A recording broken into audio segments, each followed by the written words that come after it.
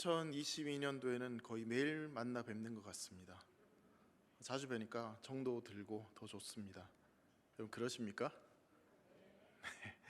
새해 복 많이 받으시고 또 우리 주님과도 그렇게 더욱더 가까워지는 이 한 해가 되시기를 주의 이름으로 축복합니다. 근데 이제 우리가 좀 자주 만나고 싶긴 한데 이 코로나라고 하는 굉장히 큰 어려움들이 우리 안에 있죠. 이 코로나 확산으로 인해서 1월 16일까지 또 강력한 이 거리두기 조치가 진행되었는데요. 이 사적으로 모이는 모임은 4명까지만 모이게 되었습니다. 그리고 카페나 식당 운영 시간은 9시까지만 운영하는 것으로 되어 있고요. 근데 이제 특이한 거는 백신 미접종자들은 이 사적 모임을 가질 수 없고 혼자 식당이나 카페 가서 혼자는 먹을 수 있다고 합니다. 그러니까 혼자 먹는 사람은 저 사람 백신 안 맞은 사람이 아닌가? 그렇게 생각할 수도 있는 거죠. 그런데 이 백신 미접종자가 법적으로는 혼자 가서 식당에 가서 밥을 먹을 수 있지만 여러 식당에서 백신을 안 맞았기 때문에 들어오지 못하게 하는 그런 경우들이 종종 있다고 합니다. 그게 점점점 이제 늘어나고 있는데, 그래서 이 방역 패스 이런 것을 두고 굉장히 많은 혼란과 갈등이 빚어지고 있는 거죠. 정부의 이 방역 지침으로 보면 코로나 백신 미접종자 한 사람은 혼자 가서 식당을 갈 수는 있는데, 근데 그럼에도 불구하고 무조건 출입 금지를 당하게 되면서 굉장히 큰 혼란과 또 미접종자들 입장에서는 좀 어려움들을, 그렇게 불평을 호소하고 있는 것도 사실인 것 같습니다. 그러니까 코로나 확산을 막기 위한 어떤 조치인 건 이해는 하지만 이 알레르기나 특이한 증상 때문에 맞지 못하는 사람들, 그런 사람들도 있기 때문에 이 무조건적으로 식당에 들어오지 못하게 하는 일들이 역차별이라고 하면서 그렇게 혼자 들어와서 밥 먹지 못하게 하는 음식점을 고발해서 과태료를 물려야 된다라고 하는 말도 사실은 있습니다. 이에 대해서 정부가 어떤 이야기를 했냐면, 음식점에서 미접종자의 1인 단독 이용을 거부하더라도 현행 법상 마땅한 규제 조항이 없기 때문에 과태료를 부과할 수 없다라고 그렇게 이야기했습니다. 그러니까 법 조항에 따르면 이것에 대해서 명확한 규정이 없기 때문에 이것을 과태료를 문다든지 이게 문제가 된다는 그런 것들을 판단할 수 없다라는 이야기를 하는 것이죠. 이 부분을 생각해 보면서 이 법과 또 이런 부분에 좀 한번 생각을 해보게 되는데, 저도 이번에 처음 알게 되었는데 우리나라 사법부는 죄형 법정주의라는 것을 채택한다고 합니다. 좀 어려운 말인데, 이 죄형 법정주의의 요지는 뭐냐면 어떤 행위가 범죄인가 아닌가 또는 그 범죄에 대해서 어떤 형벌을 내릴 것인가 하는 것은 법률에 의한 규정에 의해서만 그렇게 할 수 있다라는 것입니다. 이것은 사실 국민 개개인의 어떤 권리를 보장하기 위해서 어떤 특정한 권력자들, 어떤 특정한 한 사람이 자기 마음대로 이 범죄와 형벌을 좌지우지하지 않도록 하기 위해서 이렇게 한 것인데요. 죄형 법정주의의 원칙은 이겁니다. 법이 없으면 범죄도 없고 법이 없으면 형벌도 없다라는 그런 것이죠. 그래서 사회적으로 비난받아 마땅하고 도덕적으로 굉장히 명백하게 어긋난 행위임에도 불구하고 법이 그 행위를 범죄로 규정하고 있지 않으면 법률상으로는 그 사람은 이 도덕적으로는 문제가 되지만 법적으로는 무죄가 되는 것입니다. 법에 접촉되지 않으면 그 사람은 우리가 보기에는 잘못된 짓을 했음에도 불구하고 무죄다라고 말을 하는 것이죠. 법이 있어야지 범죄가 있고 결과적으로 범죄자가 있는 것입니다. 이 죄형 법정주의에 따르면 살인이 이 범죄라고 하는 것은 법이 살인을 범죄로 규정했기 때문에 살인은 범죄다라고 이야기를 하는 것입니다. 그래서 예전에 사람을 많이 죽인 사람들이 오히려 영웅 취급을 받았던 적도 있었는데, 이 살인이 범죄라는 법이 제정되었기 때문에 그래서 사람을 죽이는 것은 죄다라고 그렇게 이야기를 하는 것이죠. 이 폭행도 마찬가지고 절도도 마찬가지고 강간도, 이 모든 것들이 법률에 명시되어 있기 때문에 그 법에 따라서 이것은 범죄다라고 그렇게 규정을 한다는 것입니다. 그러니까 법이 있으므로 범죄가 있고 또 결과적으로 범죄자가 있을 수 있다는 것은 반대로 법이 있으므로 법을 준수하는 준법자도 있을 수 있다라는 말이 되는 것이죠.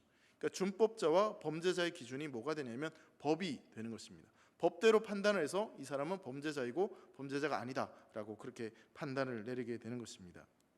아무리 법이 있고 이 법이 규정을 그렇게 규정하고 있다 할지라도 이 범죄자의 이 잘못된 것들이 법에 명시되어 있지 않으면 도덕적으로 또 규범상으로 이 사람이 잘못된 것을 했음에도 불구하고 그 사람은 범죄자가 아닌 것입니다.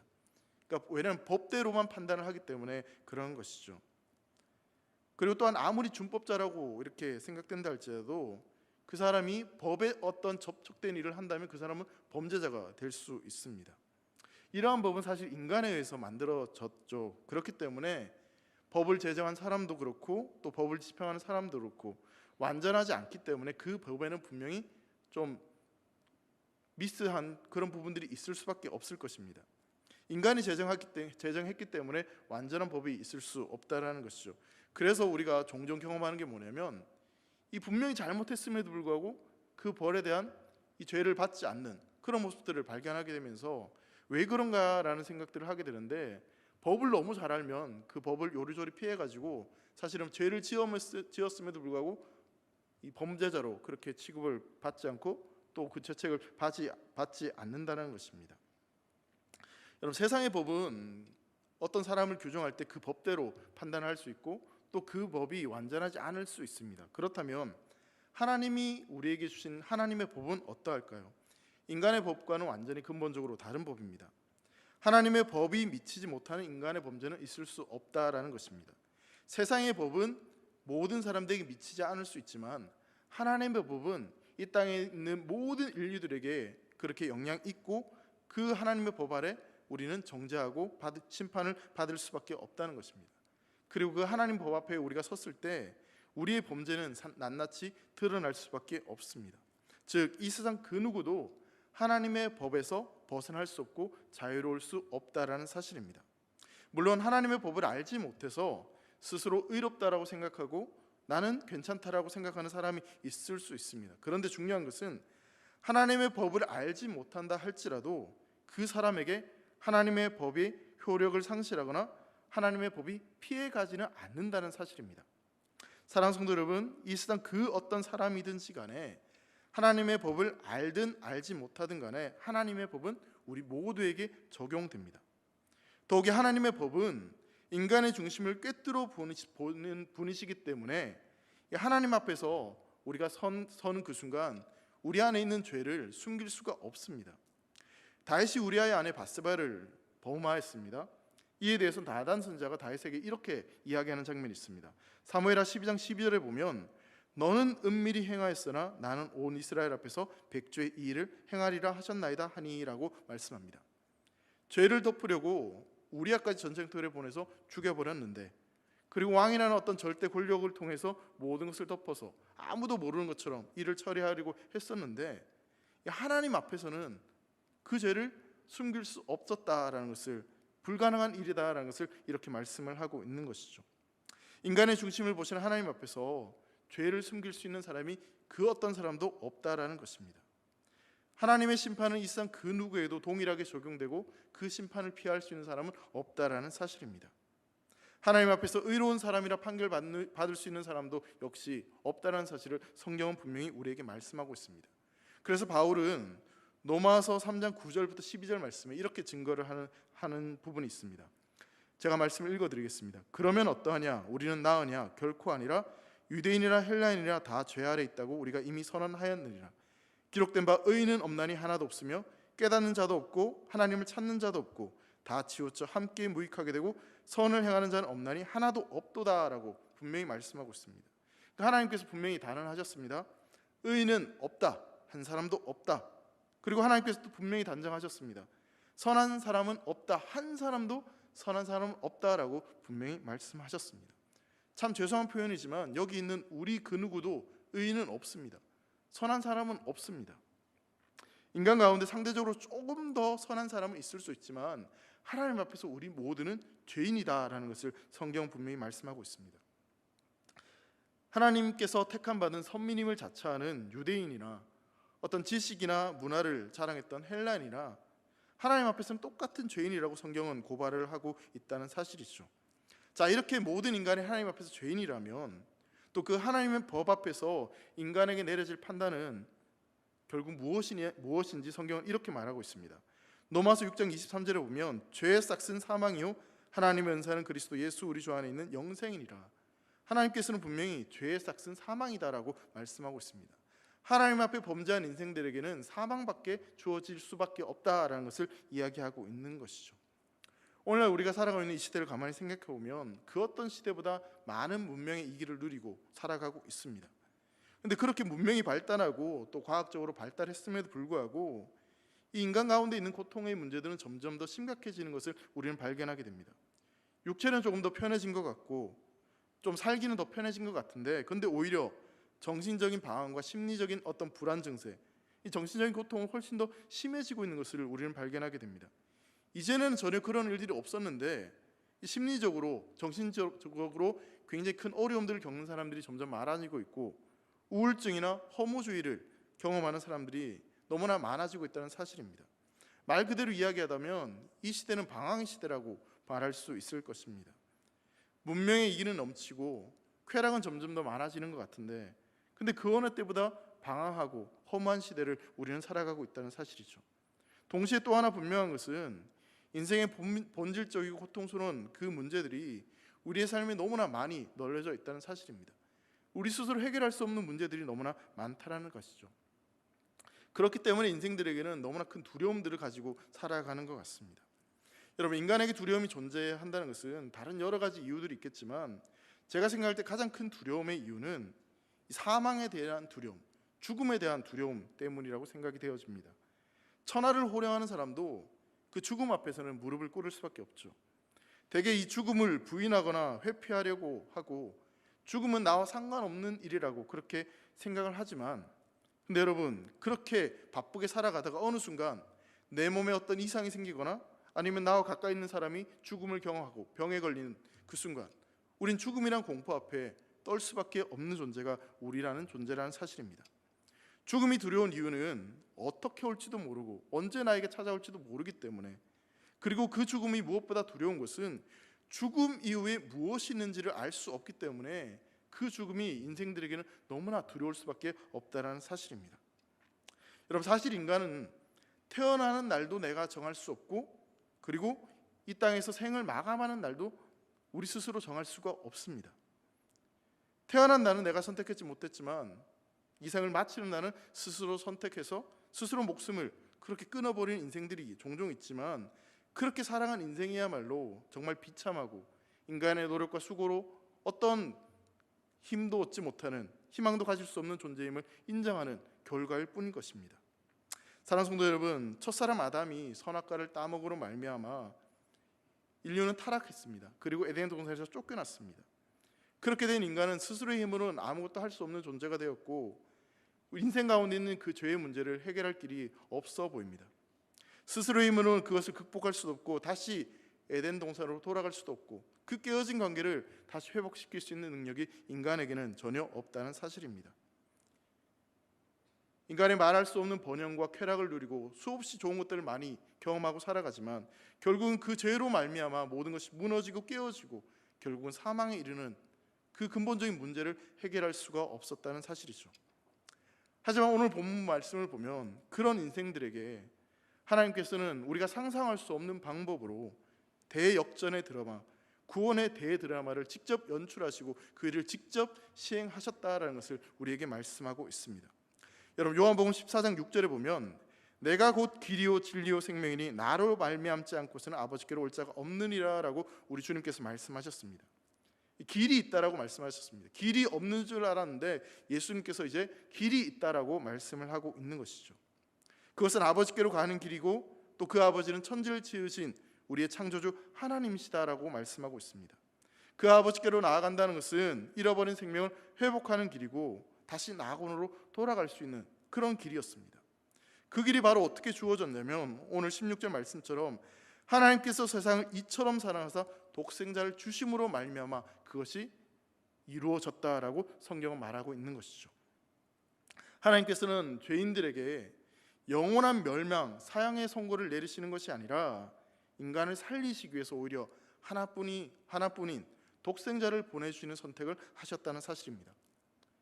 우리 요한복음 3장 16절 말씀을 한번 같이 읽도록 하겠습니다. 시작. 하나님이 세상을 이처럼 사랑하사 독생자를 주셨으니 이는 그를 믿는 자마다 멸망하지 않고 영생을 얻게 하려 하심이라. 하나님께서는 길을 잃고 방황하는 인생들에게 멸망을 향해서 걸어가고 있는 그 인생들에게 하나뿐인 독생자 예수 그리스도를 보내주심을 말미암아 새로운 길을 우리에게 보여주셨고 멸망치 않고 영생을 얻게 해주셨습니다. 하나님께서 그 아들을 우리에게 보내주신 것은 세상을 심판하려고 하는 것이 아니라 세상을 구원하시고자 합니다라고 분명히 말씀하고 있습니다.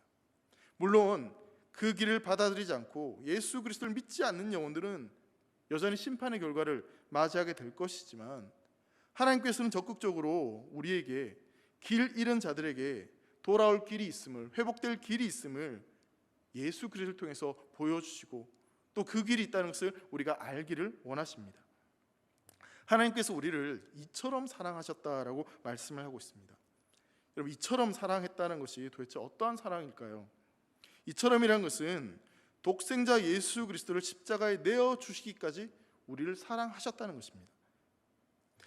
주님을 사랑하는 소녀가 어느 날 밤 이런 기도를 했습니다. 십자가 아래서 무릎을 꿇고 하나님의 사랑을 알고 싶은데, 그 예수님이 나를 사랑하신다는 것을 알고 싶은데 그걸 좀 보고 싶은 마음이 있어서 예수님께서 저를 얼마나 사랑하시는지 보여주세요. 그 사랑을 좀 알고 싶어요 라고 그렇게 이야기를 했습니다. 그 순간 십자가에 달려 계시던 예수님께서 그 소녀를 향해서 양팔을 쫙 펼치시며 이렇게 말씀하셨습니다. 이만큼 너를 사랑한단다. 그리고 그 말씀을 하시고 나서 십자가에서 죽으셨습니다. 운명하셨습니다. 무슨 말이냐면, 그렇게 십자가에 죽으시기까지 내가 너를 사랑한다, 내 목숨을 내어줄 만큼 내가 너를 사랑한다는 것을 보여주신 것이죠. 하나님께서 우리를 이만큼 사랑하셨기에 독생자인 예수 그리스도를 우리에게 보내주셨고, 예수 그리스도 또한 우리를 이만큼 사랑하셨기에 우리를 위해 십자가에 기꺼이 죽으셨습니다. 그래서 우리는 그 십자가에 못 박히신 예수 그리스도를 통해서 하나님의 영원한 생명을 누리게 된 것입니다. 가망 없었고 어떠한 길도 없었던 우리에게, 소망 없던 인생들에게 하나님께서는 그 아들 예수 그리스도를 보내주셨고 또 그 예수님은 친히 그 십자가의 길을 걸어가심으로 말미암아 우리에게 영원한 생명을 주셨다는 사실입니다. 자, 이제 그렇다면 우리 주님께서 그렇게 이처럼 우리를 사랑하셨다면 이제 우리는 어떠한 선택을 해야 될까요? 우리가 어떤 일을 해야 되는지 성경 계속해서 이야기하고 있습니다. 우리에게 이제 남아있는 일이 있다면, 하나님께서 보여주신, 또한 예수 그리스도께서 보여주신 이만큼의 그 사랑 속으로 우리가 한 걸음 한 걸음 걸어가 그 사랑을 누리고 그 사랑을 먹고 그 사랑을 마시는 것이 우리에게 필요하다는 사실입니다. 그 길 대신 예수 그리스도를 받아들이고 그 길이요 진리 대신 예수 그리스도를 믿는 것이 우리에게 필요하다는 사실입니다. 여러분, 요한복음을 우리가 계속 읽다 보면 굉장히 많이 사용되는 단어들이 있습니다. 그것은 바로 뭐냐면 믿는다라는 단어입니다. 이 단어가 요한복음에서만 마태, 마가, 누가 즉 공관복음에 사용된 것에 3배에 달할 만큼 98회 정도가 믿는다라는 표현이 사용되어졌다고 합니다. 거의 동사의 형태로 사용되어졌는데, 이 주목할 것이 뭐냐면 믿는다라는 단어에 붙은 전치사 into라는 것이 붙여져 있습니다. believe into, 영어로 이렇게 쓰여져 있는데 이 표현이 강조하는 의미가 있다는 것입니다. 그것은 바로 믿음이라는 것은 단순히 어떤 지적인 동의를 이야기하는 것이 아니다라는 것입니다. 입으로 시인하는 것뿐만 아니라 삶을 통해서 그분을 믿는 것, 그것을 의미하고 있는 것이죠. 믿음은 예수 그리스도와 하나가 되는 것이고 세상을 이처럼 사랑하신 예수 그리스도께 내 인생과 내 삶을 맡겨드리는 것입니다. 그분 앞에 내 삶을 내어드리고 그분이 이끄시는 대로 그분과 함께 살아가는 것, 그것을 바로 믿음의 삶이다라고 이야기를 하고 있는 것이죠. 나를 먼저 이만큼 사랑하시고 나를 위해 찾아오신 그 주님과 하나 되어 그분의 말씀을 듣고 그분을 쫓아가는 것, 그분과 동행하는 것, 그것이 바로 믿는다라는 것의 진짜 의미라는 것입니다. 그리고 오늘 본문에도 보시면 그를 믿는 자라는 표현과 함께 그 이름을 믿는다라는 표현도 동시에 자주 사용되어져 있습니다. 18절 말씀에도 보시면 그를 믿는 자는 심판을 받지 아니하는 것이요 믿지 않은 자는 하나님의 독생자 이름을 믿지 아니함으로 벌써 심판을 받은 것이니라. 그 이름을 믿는 자라는 표현이 요한복음에 또한 자주 등장하고 있습니다. 여러분, 이름이라는 것은요 전인격을 요약하는 것입니다. 그 이름 안에 그 사람의 모든 인격이 담겨져 있다라고 말하는 것이죠. 그래서 한국 사람들도 부모님의 성함을 부를 때 그냥 부르지 않고 설, 모자 이렇게 부모님의 이름을 부릅니다. 그만큼 그 이름 속에 그 사람의 인격이, 존재가 담겨 있다라고 이야기를 하는 것이죠. 여러분, 그 이름을 믿는다는 것은, 예수님의 이름을 믿는다는 것은 그리스도의 죽으심은 믿겠는데 그의 동정녀 탄생을 믿지 못하겠다고 하는 그런 의미가 아닙니다. 그가 사람인 것은 믿겠는데 하나님이라는 사실은 못 믿겠다, 그런 의미가 아닙니다. 그 이름을 믿는다는 것은 예수 그리스도 그 이름 속에 있는 그와 그분이 행하셨던 모든 것을 믿는다라는 것을 의미하고 있는 것입니다. 예수님께서 하셨던 그 모든 일들을 믿고 그분과 동행하며 그분과 함께 살아가겠다는 그 의미가 바로 믿는다라는 의미의 표현인 것이죠. 사랑하는 성도 여러분, 우리 주님께서 이처럼 우리를 사랑하셨습니다. 우리 하나님께서 자신의 하나뿐인 독생자를 우리를 위해 내어주셨습니다. 그리고 그 예수님께서는 십자가의 길을 묵묵히 걸어가셔서 그 생명을 우리에게 내어주셨습니다. 이제 그 사랑 앞에 우리가 결단하고 우리가 순종해야 될 것은 무엇이냐면, 두 팔 벌리시고 우리를 부르시고 우리를 찾아와신 그 주님 앞에 한 걸음 한 걸음 나아가 그 사랑 안에 머물러 살아가는 것이 우리에게 필요하다는 사실입니다. 십자가에서 자신의 목숨을 내어주실 만큼 우리를 사랑하신 그 예수님의 그 사랑 안에서 그 사랑을 누리고 그 사랑을 먹고 그 사랑을 마시고 그 사랑과 동행하는 것이 우리에게 필요하다는 사실입니다. 간절히 소망하기는 우리 사랑하는 대길의 모든 성도들이 우리를 위해 그 생명을 내어주신 그 주님의 사랑 안에 거하고 그 주님과 함께 마시고 먹고 살아가는 올 한 해가 되시기를 주의 이름으로 축원합니다. 그 사랑 안에 우리가 거할 때 그 사랑이 우리를 새롭게 할 것이고 그 사랑이 죄와 상처와 허물 많은 우리 인생을 회복시키며 우리를 새롭게 하며 우리에게 영원한 생명을 허락하여 주실 줄 믿습니다.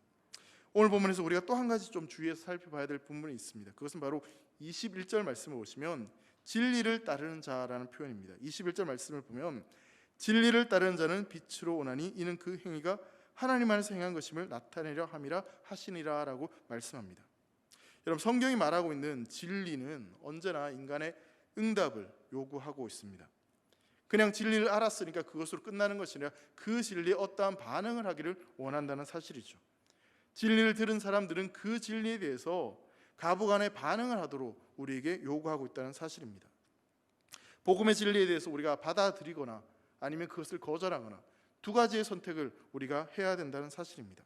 자, 그래서 즉 21절에 이 진리를 따른다라는 표현은 그리스도 안에서 계시된 하나님의 진리에 올바른 방식으로 하나님이 원하시는 방법으로 그것에 응답하고 그 진리를 따르는 사람들을 의미하는 것입니다.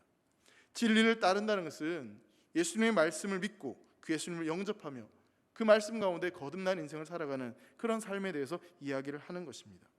그래서 여러분, 성경은 진리를 알면 똑똑해진다거나 훌륭해진다거나 그렇게 말씀하지 않고 그 진리가 그를 자유케 한다라고 말씀합니다.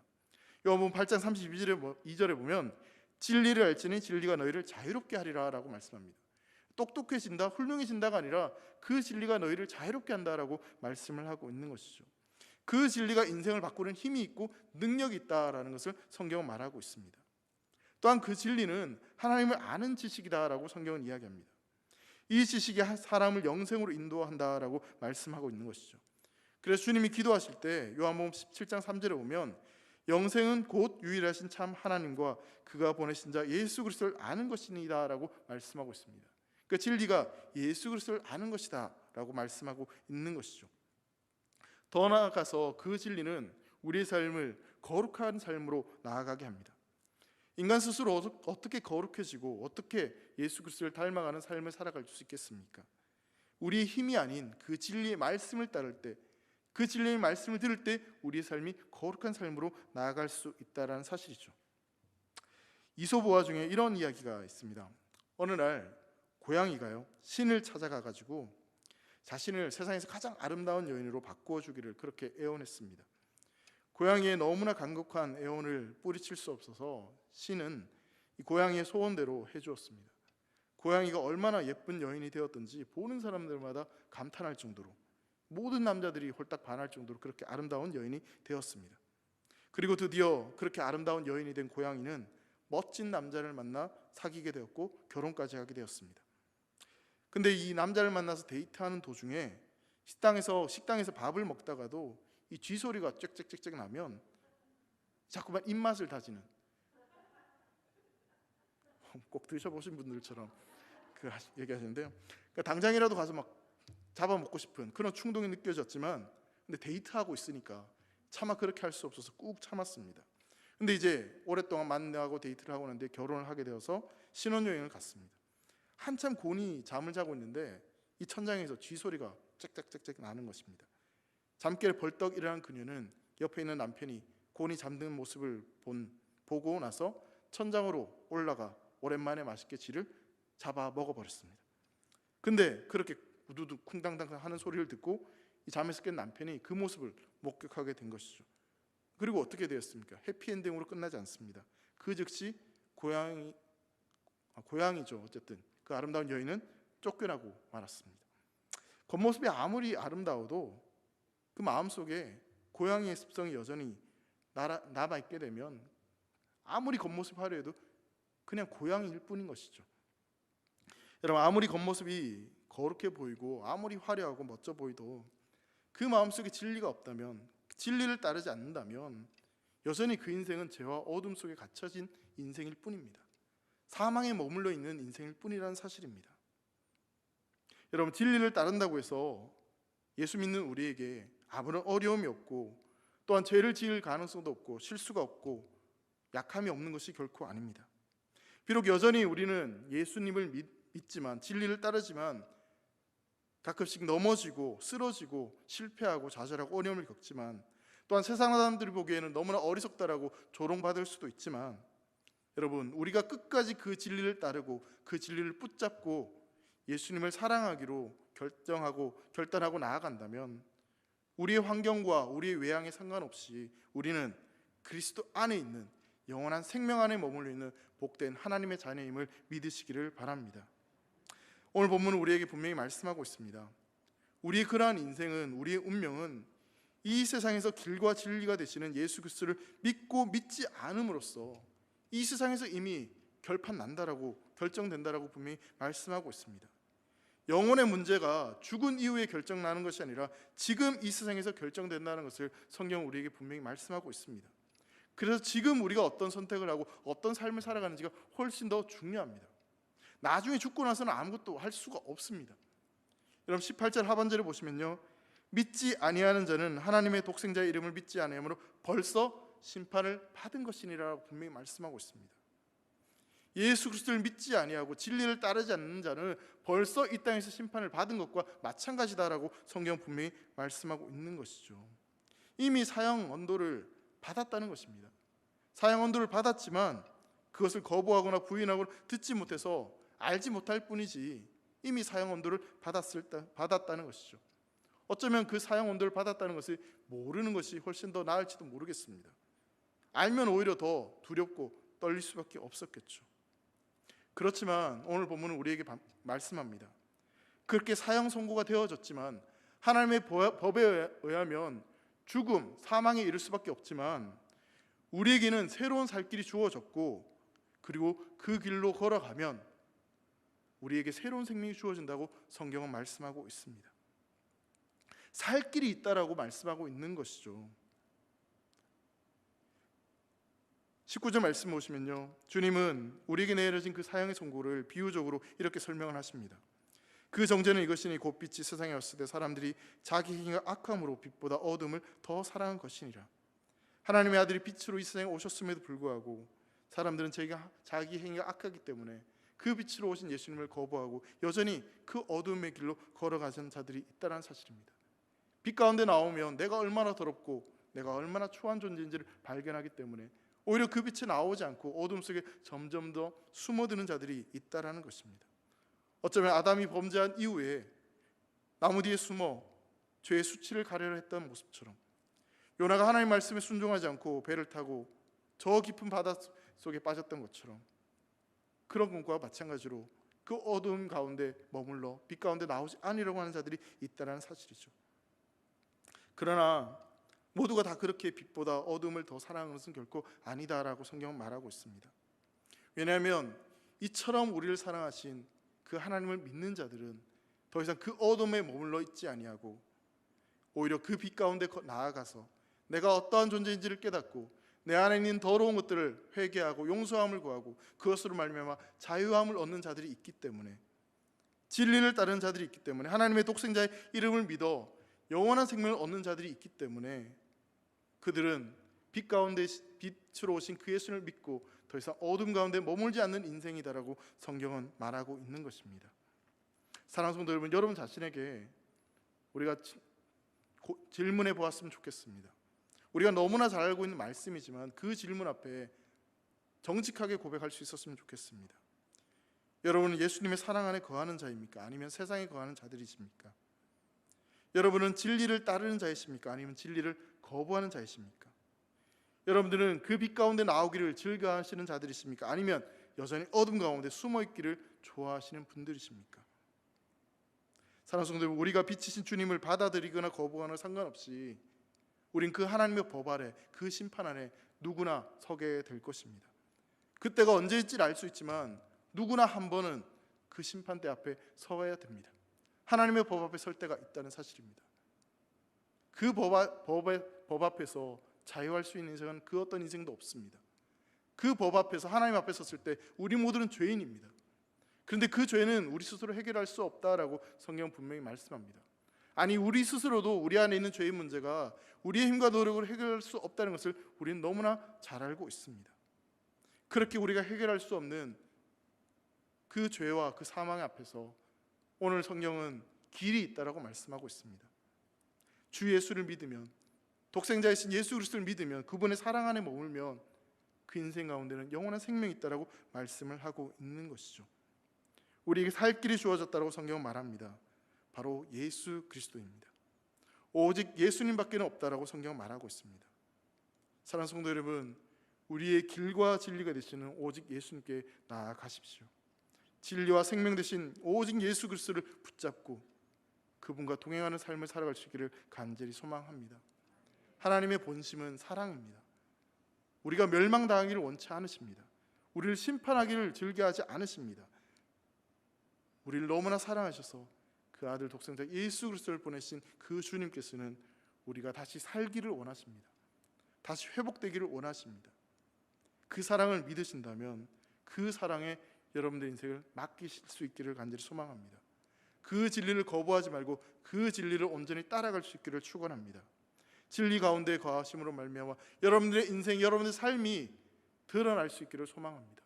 하나님 앞에 감추어지는 인생들이 아니라 내 안에 더럽고 추한 모든 것들이 드러남으로 말미암아 그것을 용서받고 회개하고 하나님 앞에서 씻은 듯이 용서받는 그런 삶이 되어서 정말 진정한 자유를 누릴 수 있는 사랑하는 성도들 되시기를 간절히 소망합니다. 오직 예수밖에 없습니다. 여러분 믿으십니까? 오직 예수님만이 우리 인생을 살릴 수 있습니다. 그 예수님만이 길이요 진리입니다. 그 예수님만이 우리의 생명입니다. 하나님이 세상을 이처럼 사랑하사 독생자를 주셨으니 이는 그를 믿는 자마다 멸망하지 않고 영생을 얻게 하려 하심이라. 우리가 너무나 잘 알고 있고 심지어 암송하는 이 말씀이 이 한 해 우리의 삶의 능력이 되고 소망이 되기를 간절히 소망합니다. 예수님 바라보면 소망 있습니다. 예수님 믿으면 그 인생은 살 수 있습니다. 아무리 힘들고 어려운 시간을 지낸다 할지라도 그 예수님을 붙잡고 그 예수님을 바라보고 그분께 기도하며 예배하며 예수의 이름을 부르짖고 나아갈 때 우리 인생은 더 깊은 은혜의 자리에서 하나님의 영광을 맛보며 기쁘고 복된 삶이 될 줄 믿습니다. 오직 예수를 붙잡고 이 한 해를 힘차게 살아갈 수 있는 사랑하는 우리 대길의 성도들 되시기를 주님의 이름으로 축원합니다. 기도하겠습니다. 사랑하는 하나님 아버지, 감사합니다. 우리를 이처럼 사랑하사 독생자를 내어주시고 우리에게 멸망이 아니라 영생을 허락하신 하나님 아버지, 그 주님을 바라보고 그 주님의 사랑 안에 머무는 사랑하는 성도들이 되도록 축복하여 주시옵소서. 그 진리의 말씀을 따르며 그 진리 앞에 나아가기를 주저하지 아니하며 그 말씀 앞에서 우리의 삶을 내어 보이며 또 주님의 은혜를 기대하며 살아가는 사랑하는 성도들이 되도록 축복하여 주시옵소서. 2022년 한 해 동안 오직 예수님만 바라보며 더욱 깊은 은혜를 사모하고 일평생 주님을 따르는 자리에 설 수 있도록 축복하여 주시옵소서. 감사를 드리며 사랑하는 예수님의 이름으로 기도합니다.